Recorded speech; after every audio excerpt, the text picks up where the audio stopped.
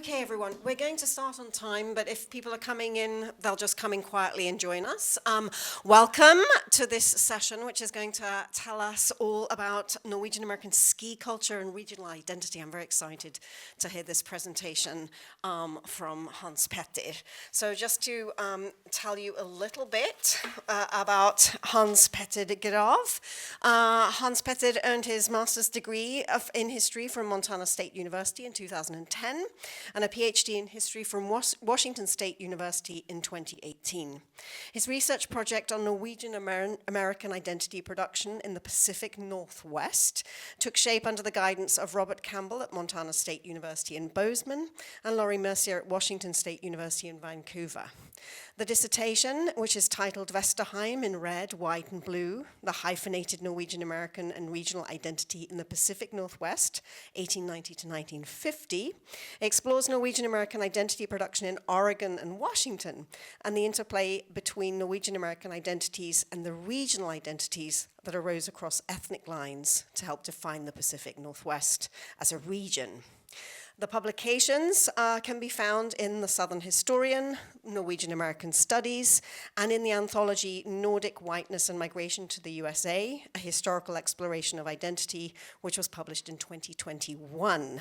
Hans Petter, I'm very excited to hear what you have to say, so please join me in welcoming Hans Petter Grav to the stage, and here we go.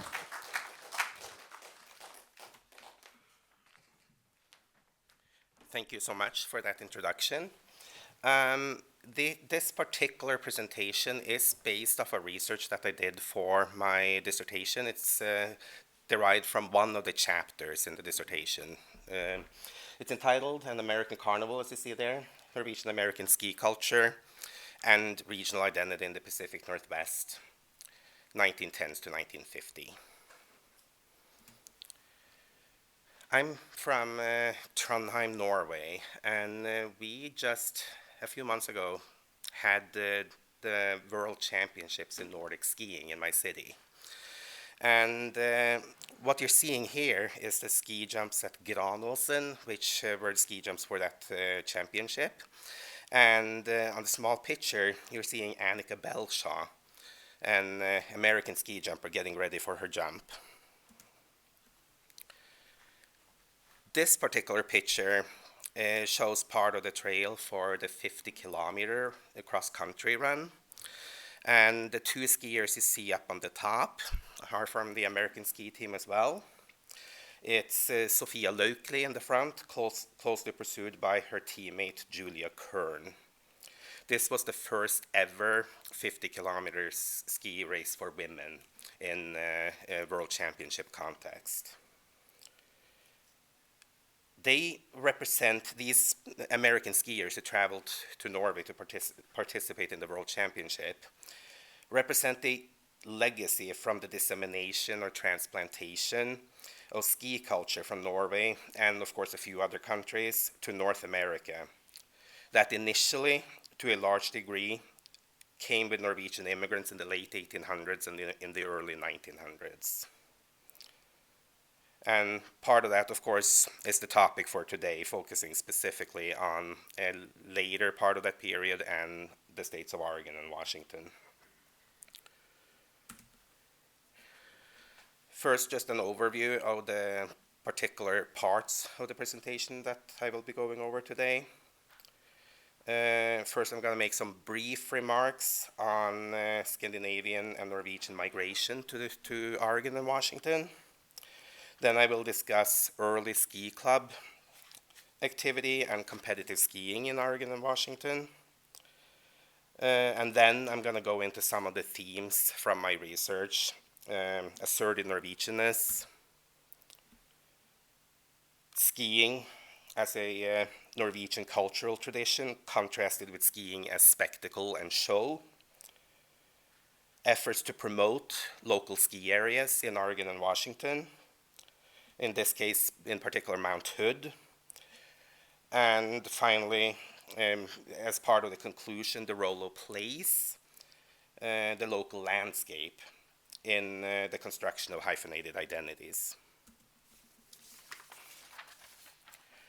In 1880, before the completion of the Transcontinental Railroad, the northern route of it, or the Northern Pacific, the Scandinavian population of the Pacific Northwest was smaller than that of each of the German, Irish, English, and Chinese populations of Oregon and Washington. But after the completion of that railroad, the Scandinavian population experienced an explosive growth over the next 30 years or so. By 1890, they outnumbered all the other ethnic groups, individually, all the other ethnic groups, and by 1900, Scandinavians made up a quarter of Washington's foreign-born.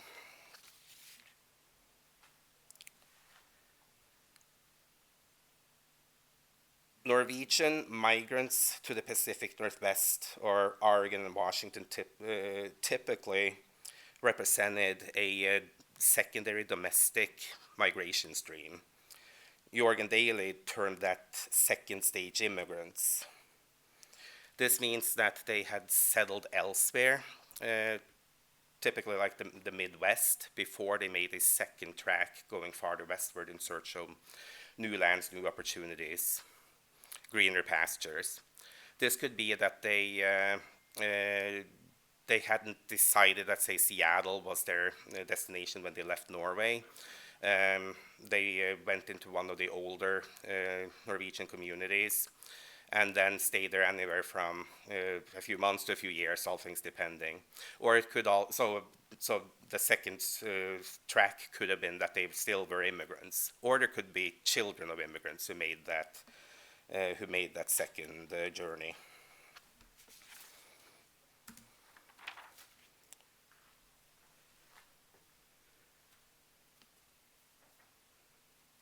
When Norwegian migrants crossed through the Cascade Mountains into the evergreen forests of Oregon and Washington, they found a familiar climate and a familiar topography. One Norwegian resident who advocated for the establishment of a Scandinavian bank in Seattle put it this way in 1891, quote, "For the Norseman, there is something alluringly attractive about our natural surroundings out here, which makes him immediately feel at home. As soon as he crosses the Cascade Mountains and starts breathing the fresh, mild air from the ocean in the west, and he catches a glimpse of the grand Puget Sound, which like an arm with its long fingers point inland from the Pacific Ocean toward the snow-covered mountains, toward the green-clad hills, toward the grand and rich valleys, toward the beautiful cities on each side of the Sound. Irresistibly, he lets out his inner contentment. He lets it come to expression in song. Here is the land that suits me the best, for here I have long longed."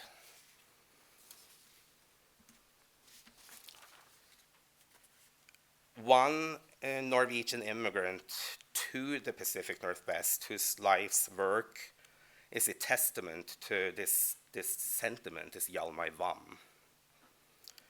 He was born in Kongsberg, where he learned to ski at an early age and reportedly won his first ski jumping tournament at the age of 12 years old. Wam left Norway for Quebec in 1923 and worked in sawmills there and lumber camps in Saskatchewan and in British Columbia before he ended up moving to Portland in 1927 to work for the Multnomah Lumber and Box Company. What you see in this picture is that he's posing with jumping skis from that era. Based on his age and the look of the skis, it's going to be somewhere around the 1930s.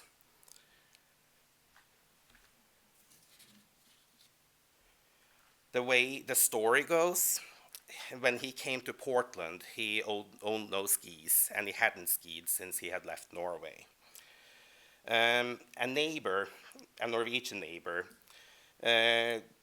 persuaded him to come to Maltapore Mountain, which is 1.5 to 2 hours east of Portland up in the Cascade Range, and to witness the inauguration of a new ski jumping hill that had been constructed.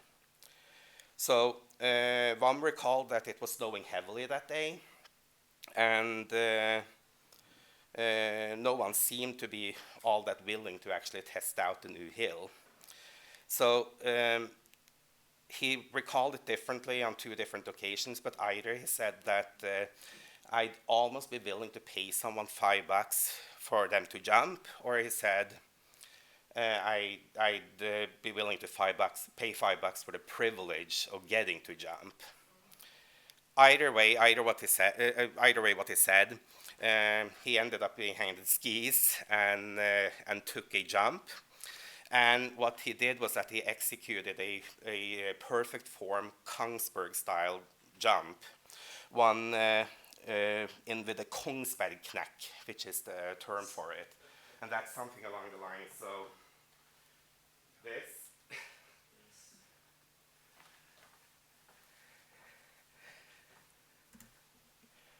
And soon thereafter, he became one of the founding members of the Cascades Ski Club out of Portland.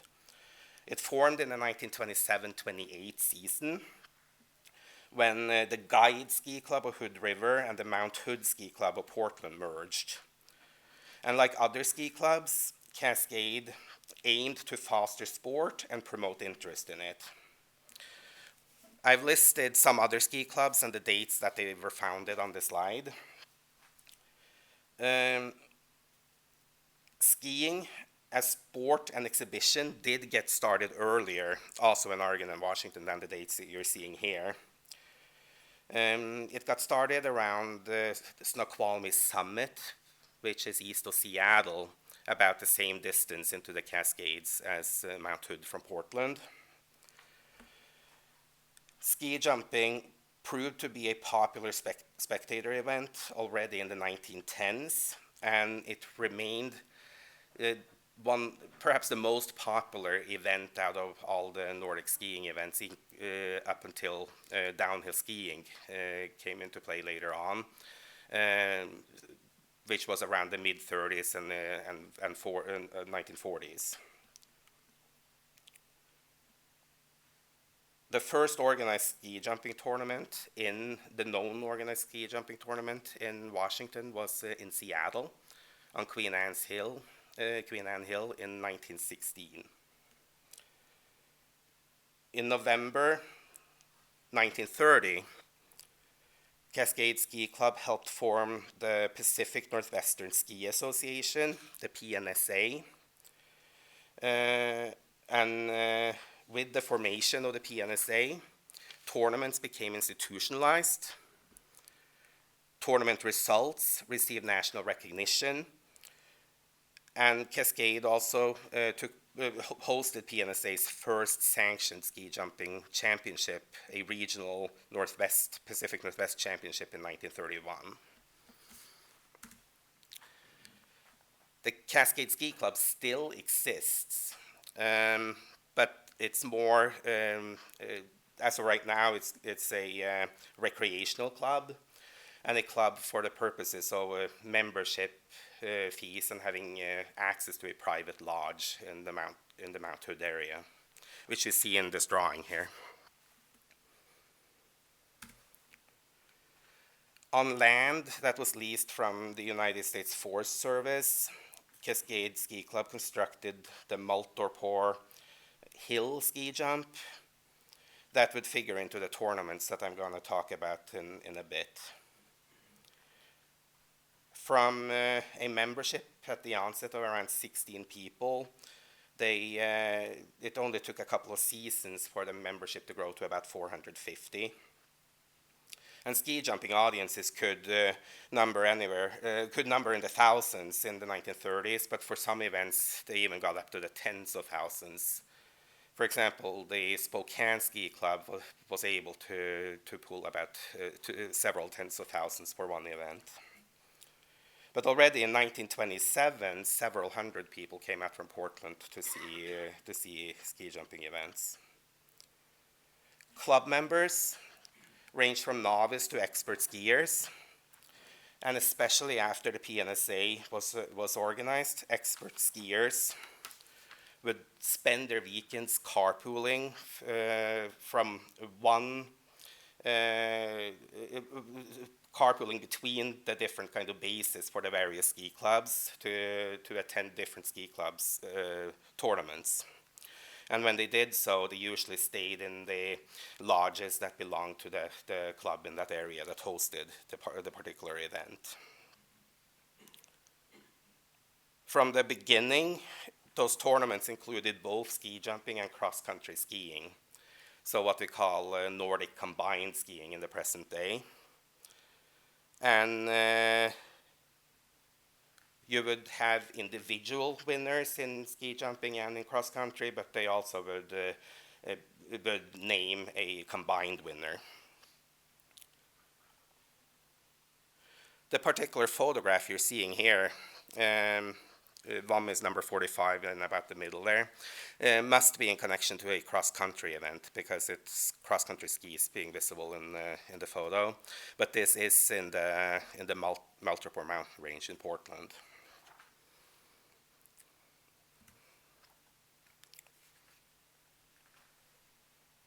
Ski jumping tournaments were organized in A, B, and C classes, and sometimes separate senior and junior classes as well for those over 35 or 40, or for teens who wanted to compete. Novice ski jumpers whose clubs believed that they could take on the hills jumped in C class.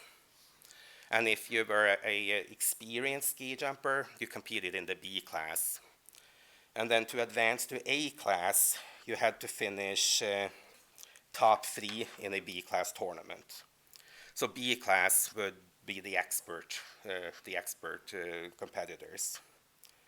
D class were novices that weren't ready yet for competition. Pictured here is a blank scorecard for an A class tournament for the Cascades Ski Club. And when you look at this card, how many Norwegians do you think that are listed there?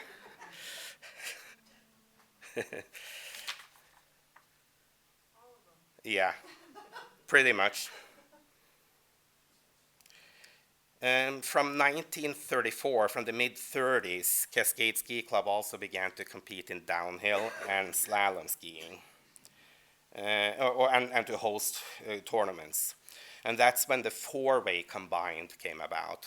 So same practices with the standard Nordic combined, but here you have individual results from both ski jumping, cross-country skiing, downhill, and slalom, and the possibility of being able to win combined for all four. And Hjalmar Wam was one of those skiers who actually did fairly well, in the sense that he often won the four-way combined, the total overall combined win. So that made him what you still use today as a term, all-round skier. By 1935, the Seattle-based Norwegian newspaper Washington-Posten was comparing the facilities of the Cascade Ski Club with a luxury resort type situation in the Alps. But I think it's probably a little tongue-in-cheek when they were commenting on the luxury for the ski jumpers to be towed by cable car when they were going to head up to the top of the hill for their jump. The A-class ski jumping winner in this particular tournament that they talk about here was Hjalmar Wam. And he was followed by Hermod Bakke and Helge Sæter, and then Ole Tværdal. So basically a podium as if this was the Winter Olympics in the present day, I'd say. Pictured with the number 60 on his chest. I don't know if you can see that fairly well at the bottom there, the ski jumper. His name is John Elverum. He's originally from Trondheim. And he reportedly here won a special award for the finest jump. The facilities and the types of events the ski club could host by 1935 had come a long way from the hill that in 1927 that one first jumped from. As you can see, as I've already discussed here. Here's an example of a Washington Post front page report on a given tournament that took place in Portland. And this particular one, considered a successful event. The headline reports that it took place in spite of all kinds of weather and skiing conditions. The people you see are number 17 is Elvedum and 18 is Wam. Wam won the cross-country race on that first day, but there was an overnight storm before they were going to have their the ski jumping tournament. In the present, it probably would have been cancelled. This particular event, they just postponed it a few hours and then they did it anyway. And the reporter says that they couldn't jump up to their best in terms of lengths, but they did as best as they could, and Elvedum won. And he also was considered to have done the finest jump of the day.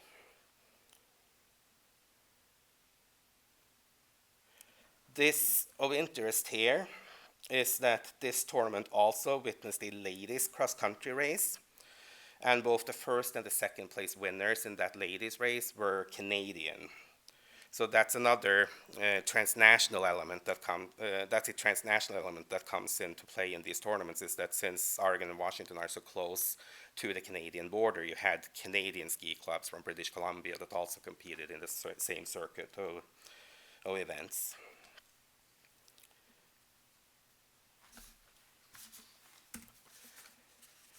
So when the PNSA began sponsoring downhill and slalom tournaments in the mid-30s, the Cascades Ski Club promoted those sports as well, and VOM quickly reached to the expert level, both in slalom and downhill. And when he was at the height of his career around 1936 and 1937, it was said that he was basically expected to win any downhill race that he signed up to compete in. And his longest winning streak during those years was supposedly 12 downhill wins in a row.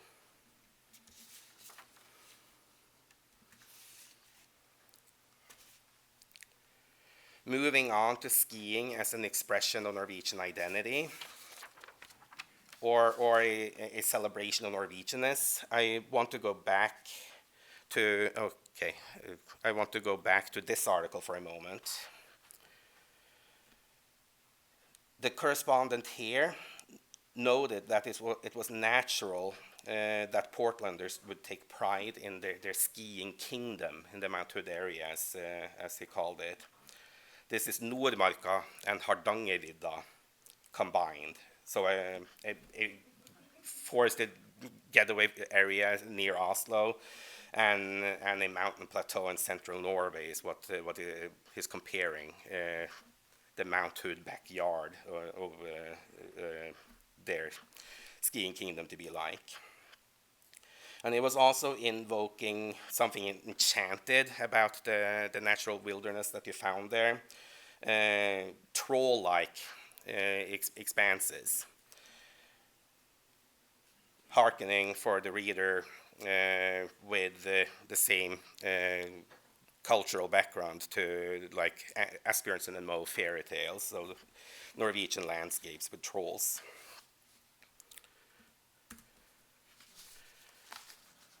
På ski is a poem that I found in the Washington Post.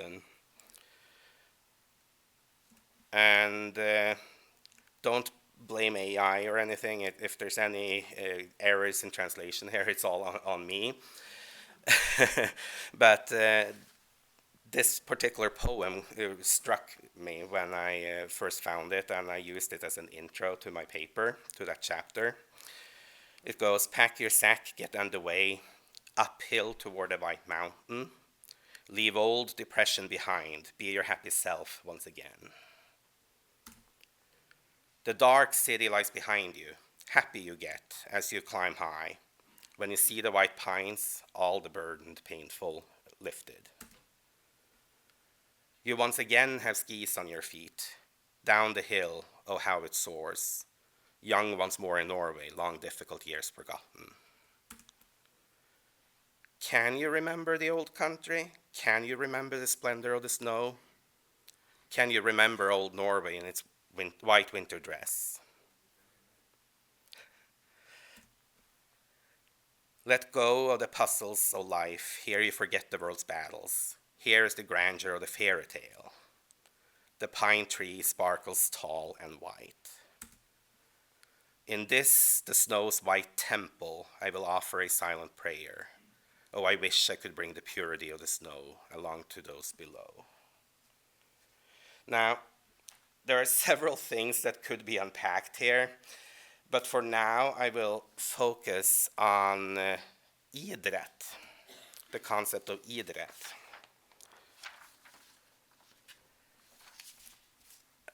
I'll wait a second before I go to that. The poem reflects a belief in the mindset or the philosophy that was called idrett, that translates literally just to sport. In the present, we use the term friluftsliv, which is outdoor life. And the whole idea about it is that it's a belief in the value or the benefit to body, mind, and spirit that comes from strenuous outdoor exercise. Both an individual gain for the person doing it, but also as a common good for society at large if it's promoted to a larger public to engage in.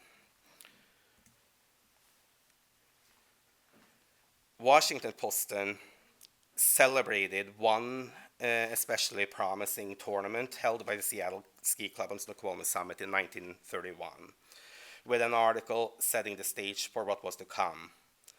This was an early tournament that had drawn what the newspaper referred to as expert talent or aces from the East.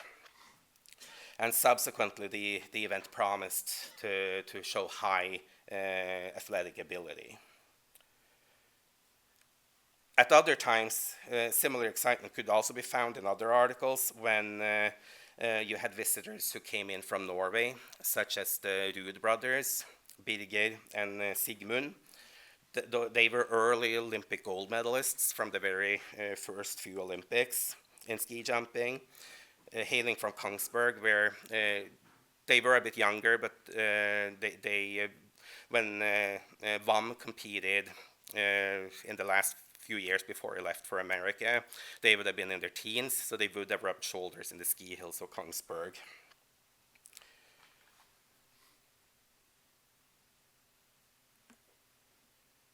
The 1931 event, going back to the event they're talking about here, it promised to be a grand, splendid ski meet of the best Norwegian mold.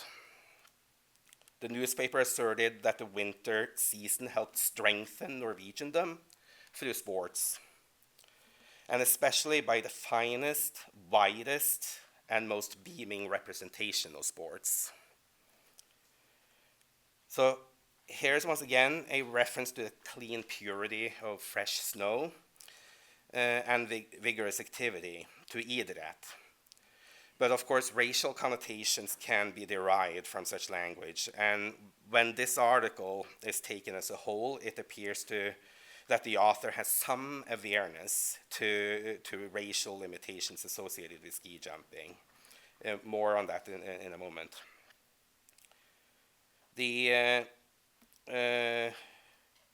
I will add one thing here, and that is that if you're interested in the intersections of whiteness and race, Annie Gilbert Coleman has done an excellent study on post-World War II Colorado resorts in the unbearable whiteness of skiing. So I recommend to check out that particular study. But going back to this article, the author seems convinced that ski tournaments, in particular ski jumping, served as a great window to the exceptionalism of Norwegians and the Norwegian community. According to this particular sports writer, ski jumping requires the courage and might of manhood. It requires such skill that to those witnessing ski jumping for the first time, the practitioner might seem to be extra human. And Norwegians in America, the article mused, could do well with being perceived as extra human. Hence, ski jumping is for the specially equipped, the author continued, and all Americans are presently aware that these specially equipped, they are of course Norwegians. If the reader has American friends, acquaintances, business partners, or colleagues whose respect and esteem one desires, try to have them come to this Sunday's meet, suggesting that they would be impressed with what's on display. But also, if one has sons and daughters who one doesn't want to be ashamed of their Norwegian heritage, bring them along to the tournament as well. On account of a national championship, an early national championship that took place in 1932 in Lake Tahoe in California, when the PNSA sent 4 skiers to compete to representing the Pacific Northwest, Van Elverum and Corey Gustafsson of the Cascades Ski Club, and Ole Tverdal of Seattle Ski Club. And where between the four of them, they brought home 3 championship titles, 2 second places and 2 third places. And with that earned the respect of the rest of the country for what the Pacific Northwest could produce. And on account also of an upcoming Snoqualmie tournament that quote unquote was gonna be done in the Norwegian pattern of tournaments, with contestants participating from around the nation. The Sons and Daughters of Norway placed a congratulatory ad that you see here, a greeting, in Washington Post, greeting the practitioners of what they called Norway's and the world's greatest sport. And quote, "One of our foremost tasks is to support everything that brings honor to Norway. And Norwegian skiers especially have earned themselves and the land of their origin the respect and admiration of millions in our new country, at the benefit of the entire expatriate Norway and our old birth country." You're not seeing it here, but immediately below, the lodges that had signed on for this greeting, there were 21 of them, 13 of which were from Washington, 2 from Oregon, and that being Portland and Bend, that had the ski clubs, Cascade, as well as the Skyliners in Bend, 1 from Idaho and 1 from Montana. Winter sports practitioners and ski club members without obvious Scandinavian ties could also express a mindset that seemed to reflect the idiot philosophy. And that is perhaps a sign of the influence of Norwegian and Swedish immigrants and the adoption of a transplanted idiot philosophy. Judge Fred Stader of Portland, for instance, mirrored the sentiments of the previously discussed poem when he stated that winter posed a problem of pent-up energies and unworthy enterprises among the youth in cities. And winter was a period of depression and a slowing up of physical exertions. So Cascade Ski Club and Mount Hood then offered a remedy for that kind of social ailment, a medicine for the moral betterment of our people.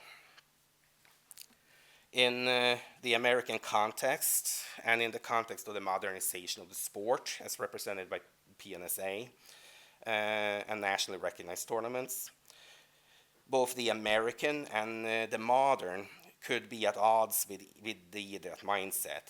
For example, in 1931, and that's the article you see a snapshot of here, The Washington Post and Sports column criticized the Cle Ski Club tournament as another ski fiasco, where the author took issue with the moneyed interests taking advantage of ski jumpers in organizing daredevil exhibitions with little regard for safety. The column also criticized the emphasis on breaking records, on earning laurels for the ski hill with having the longest jump of all the ski hills in the region, and particularly when this objective seemingly motivated constant redesign of the hills or the in-runs to allow for longer and longer jumps. Intended as no praise, the writer called those kinds of events with mixed motivations a circus, and he deemed that a childhood disease present in young skiing communities.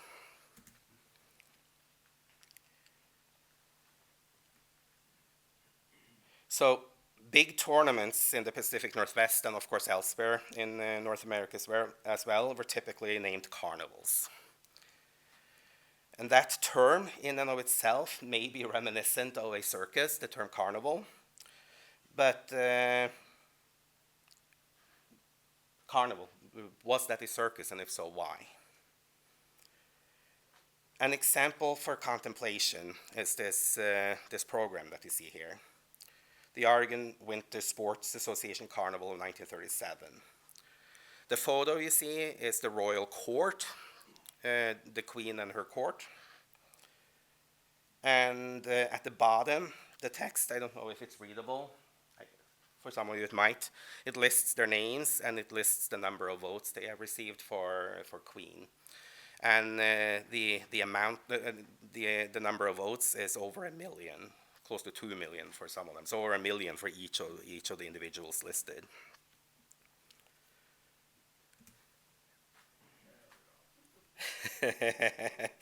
Yeah. So, what comments can be made about gender connected to that circus critique? Women were, of course, involved, as already mentioned, as royal court and queen. And as a side note, women could also be involved in exhibition jumps for spectacle and show. In a similar vein to how I already mentioned the Rude brothers, there is a woman by the name Johanna Kolstad, a young unmarried woman who toured 40 states in the 30s over a 5-year period and did exhibition jumps for cheering crowds. So, of interest, compare that to that previous statement about ski jumping as basically a display of manhood.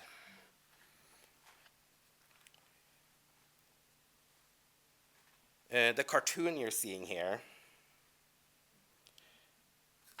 is from an Oregon newspaper. It's from an English language paper, marked "It's On" the top, and a Mount Hood Carnival, 1936 is the date. Now, what are you seeing? You're seeing a King Winter that looks somewhere like a cross between a clown and a snowman, and he's holding 2 women, a skier and a snowshoer, and as if they are monkeys, is what in fact the alt mode for PowerPoint told me when it generated an automatic text description of what we're seeing. So, what does that suggest? What are we truly? What can we interpret about what we're seeing? Frolicking and fun, I'd say, comes to mind, rather than serious competition on the part of the women. That would be one obvious thing. The 4-day program for that 37 event began with cultural events in Portland over Thursday and Friday, where you had yodeling on the program. Not a Scandinavian import, of course, but skiing is also associated, especially for downhill skiing, with the countries around the Alps. There was a fashion show for winter sportswear, Announcements of the election results for Queen, the Queen's coronation, and notably an indoor ski jumping exhibition in the Civic Auditorium in downtown Portland.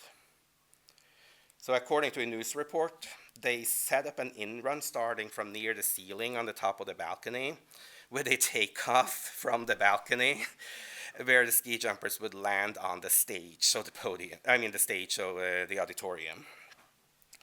And Hjalmar Vam was one of the ski jumpers who participated here, and reportedly it wasn't challenging enough for him to just do that, to make that jump. So he announced that he would do it on the real barrels days.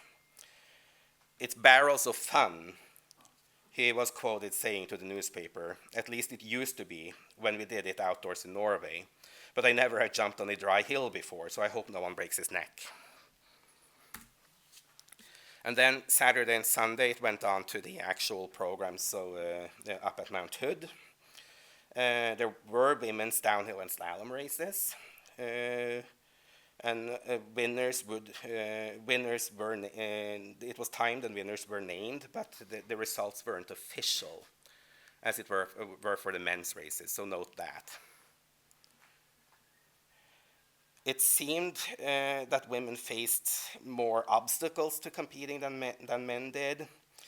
The Cascades Ski Club would complain that too few of their women members showed interest in signing up for competition, and if they did sign up, fewer still showed up on actual race day. And the explanation given, oftentimes from the women, were along modest lines, that they felt like they were still learning and not quite ready. Part of the reason why the results weren't considered official is perhaps also that there were few women competing and that their ability varied a lot. So in terms of comparing results and such. The last section of this talk, and how are we doing on time? Okay. Well, you have 20 minutes. I see, thank you. Better. So the last section of this talk is on regional identities that the skiers reflected, and the concerted efforts to promote Mount Hood nationally as a winter wonderland, with Portland as the portal for that winter wonderland. So pictured here, promotional winter sports carnival stamps, showing a ski jumper mid-flight with that Kongsbergknack. And it's from Multerport Hill with Mount Hood in the background. And then a slogan, the National Winter Playground.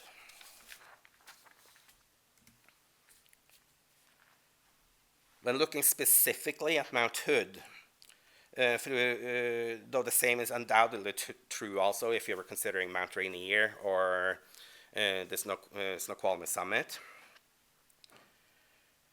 there were concerted efforts on the part of city and state government, the National Forest Service, sports associations, the ski clubs, and of course that including then the Norwegian skiers, magazines and newspapers to promote the winter jewel that they felt like they had in their backyard.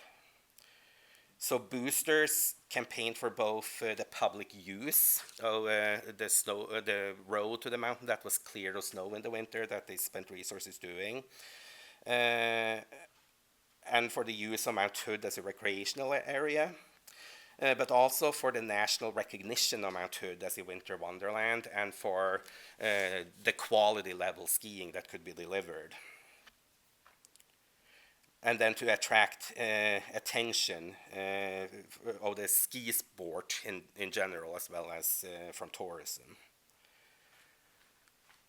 The 1934 Winter Carnival program, pictured here, has included a booster statement at the bottom.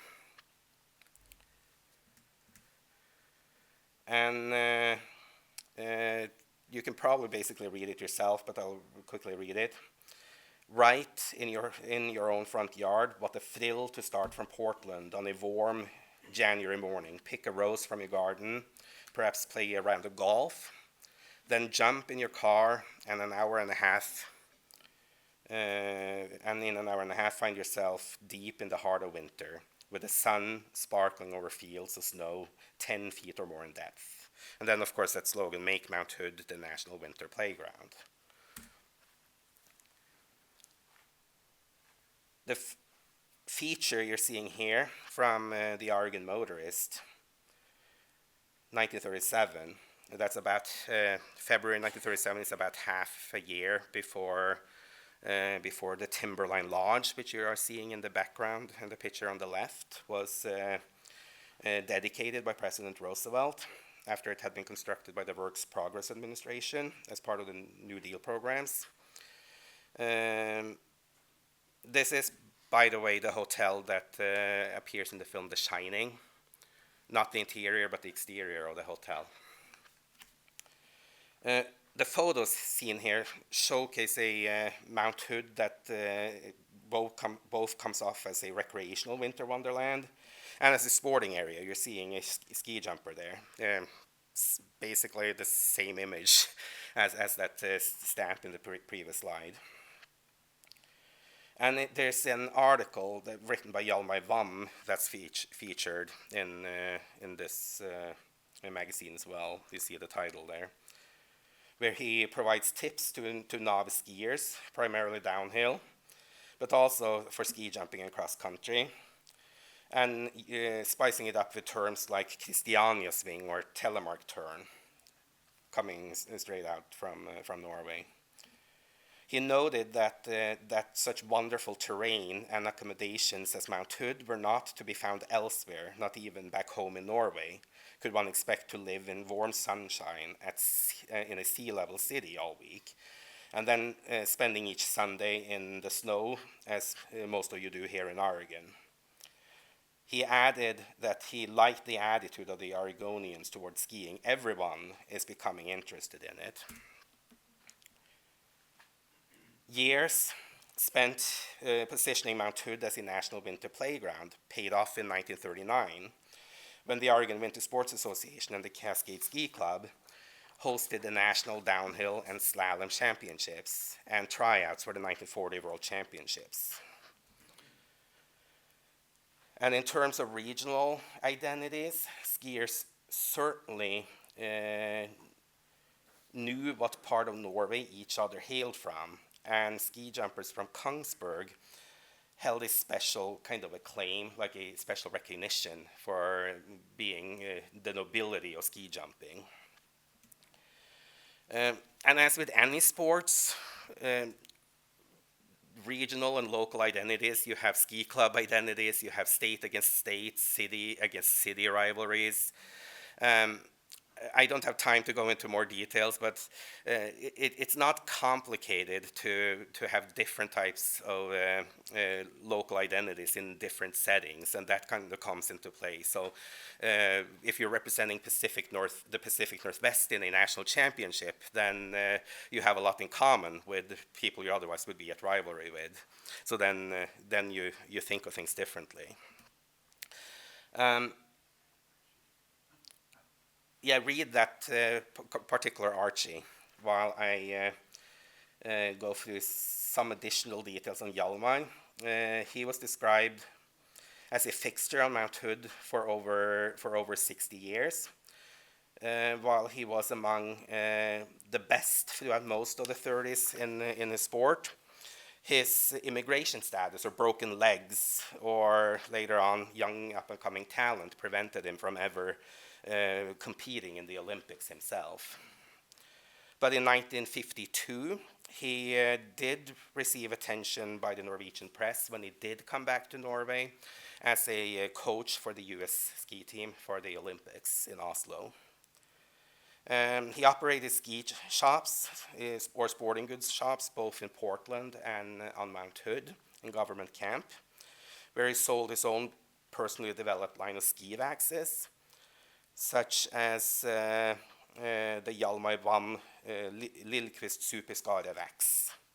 And he also sold the Safski's safety release binding, which he had invented himself. And he claimed that it came to him when he was recovering in a hospital with a broken leg, to have a ski binding that actually would release when you fell. 1967 was the year I was inducted into the National Hall of Fame, and I'd imagine that he never missed a Sunday on the slopes. He made such a permanent presence over such a long time that he even made it into popular culture. I'm not going to read the comic, you probably have already read it by now. But that name in the very first part there, I think is obvious that it's him. So, in conclusion, the diffusion or transplantation of ski culture from Norway to the Pacific Northwest, the implementation of the idiot ideology, and local boosters' efforts to market Mount Hood and Oregon as a winter-wonderland with Portland as its portal, combined in the 30s to establish the local foundation of a lasting ski culture centered around Mount Hood and other ski centers in the Pacific Northwest. While the idiot mindset of pursuing the health benefits to body, mind, and spirit from strenuous outdoor exercise was professed as founding motivation for the ski clubs that formed, and from Americans who adopted the mindset, the modernization of the sports and the full carnival experience of the tournaments served to both entrench Norwegian Nordic skiing tradition and to challenge it. And then there is the notion of ethnic environmentalism, which is a term I'm using in the chapter for lack of a better way of describing what I'm trying to say.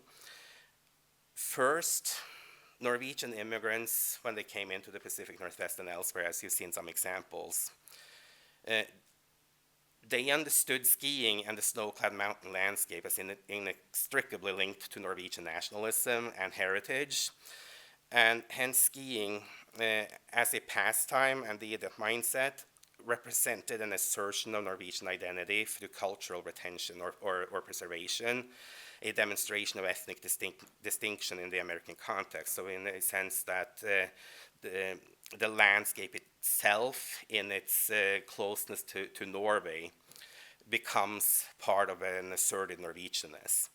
But second, when we're talking about the immigrants, we're talking also about what they claim to Americanness, and they claim to set the flag down, to set the stake, and a claim based on suitability. So the Norwegians in the Pacific Northwest could claim the landscape as their own, a place in which Pacific Northwest Norwegians found themselves ideally suited, from an argument basically based on their what they could do with that land, which has a lot of associations with other ways of making a claim that any type of immigrant group might do to assert how they belong and how this land is for them. It's a clumsy way of expressing it, I know, but it's two-pronged in that the landscape itself plays in its reminiscence of Norway. Reflecting Norway brings back Norwegian memories, and in that sense, what you bring with you from Norway becomes part of the identity you're constructing. But also when you have a regional community trying to do something with the winter wonderland that they are trying to sell and trying to make part of what they are about as a region, it plays into that as well. Thank you.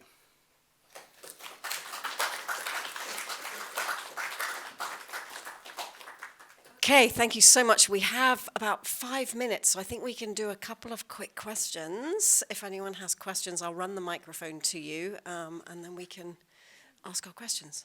Are there any questions out here? Start right here. Thank you very much. Very interesting. I'm a Norwegian, and I have been skiing since I could walk. And you know that the Norwegian was mentioned that when they came to birth, they had skis on their feet. So we are skiing all over. And it's very interesting to hear about the skiers here. And I know that many Norwegian top skiers and ski jumpers went to the United States to demonstrate how ski jumping is. And you were a little, what do you say, about indoor ski jumping. But remember, in New York, in the middle of 1930, in Madison Square Garden, they had a ski jump, and it was a very big hill there. But you mentioned some Olympics here, but Anders Haugen, yes, he was from Milwaukee, and he ski jumped here. And the other one is Ragnar Omtvedt, and they were world top skiers and had records, world records in skiing. You know everything. But it was very interesting, and you mentioned women, and we should not forget Johanne Kolstad. Yeah, yes, and she had the world record in 1938, 72 meters, and it was a world record for women for 35 years. And she was competing with the men here in the Western, and she was as good as the men. But the Norwegian wouldn't allow her to jump in Holmenkollen, and then she went to the United States. Yeah, oh, sorry, I was very long. She was allowed to jump here, so that is definitely important to mention. Let me also quickly say that the soccer field in Portland, at one point they did construct a ski jump in that soccer field, where the Timbers, I think they're called, are playing soccer today. And there were Norwegians, I forget if Johanne Kolstad was one of them, but there were Norwegians from Norway who came to jump at the time.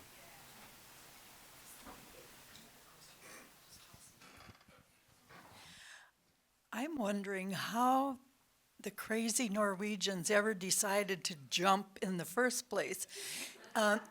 When you're at the top of Holmenkollen, you think, what possesses someone to think that they should go down this on skis? And then I was in Lillehammer in the summertime, and there they're jumping, and I'm not sure what's on that the ski hill, but they're landing on hard dirt, which of course the snow was just as hard as that dirt. Of course it starts with smaller jumps initially. I understand. Supposedly the tradition for ski jumping comes from the need, like the utility phase of skiing, the need to use skis for transportation. They're crossing over a mountain and going down on the other side. And when you're skiing downhill, there's obstacles that you need to handle. And jumping then over those obstacles became a thing. So from utility to showing off how good you are at it's approximately like that. But in the old Norway, in Telemark, in Norway, it's lots of hills and everything to go visiting the neighbors or to buy something. They have to put on their skis to go downhill there and maybe have a jump over to go to the other farm.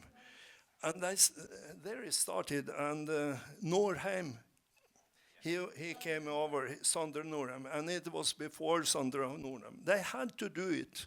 They had to use skis. Yeah, I put some of that material into that chapter, and there was no room for it here. I spent my hour anyway without that, so. It makes a lot of sense that you're talking about ski jumping in the Pacific Northwest where there's mountains, but there was actually a lot of ski jumping in the Midwest also. There's a ski jumping museum in Red Wing, which is not very far away. I'm wondering if you've looked at any of the ethnic elements in ski jumping in the Midwest. I have not personally. There are others who have looked at the Midwest, but there isn't a lot of publication on it. But the Midwest did have ski clubs forming earlier than you did in the Pacific Northwest. And they got more professional or modernized earlier. So you had the ski jumping tournaments taking place earlier with the National Ski Association being an umbrella organization over everything as early as 1905. But the ethnic part of it, I would assume, is a similar pattern where you have a lot of Norwegians initially, but I haven't actually looked closely at it to know. I think we've got time for one last question up here. Thank you. Most interesting, it's not really a question, it's just a comment, because you mentioned Kongsberg, and it seems that most Norwegians, at least, think that ski jumping or skiing overall is something that was invented or perfectioned in the southern parts of Norway. But you will find documentation from the early, say, circa 500 years, by the year 500, by European explorers, where they describe skridfinner, which is Sami population transporting themselves on skis. So since we're particularly interested in northern Norwegians, I'll just make that known, yes. Wonderful. Well, I'm afraid we're out of time. I'm sure Hans Petter will take any questions and comments up at the front for a couple of minutes, or even out in the corridor. Let's thank him one more time for a lovely presentation. And I forgot to mention that I had sources at the end for any of you interested. St. Olaf did.